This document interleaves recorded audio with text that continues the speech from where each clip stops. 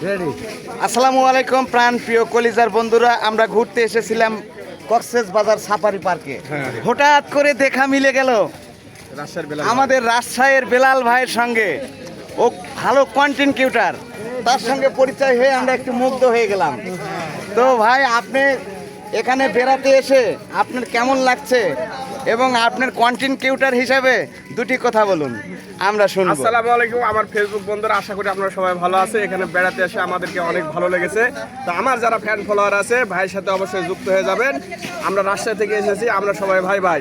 এই জগতে সবাই সবার পাশে থেকে একসাথে এগিয়ে যাবো ইনশাল্লাহ।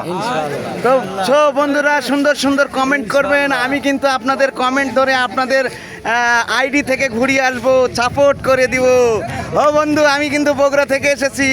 হাই রে হাই, ভাই রে ভাই, এ কি অবস্থা!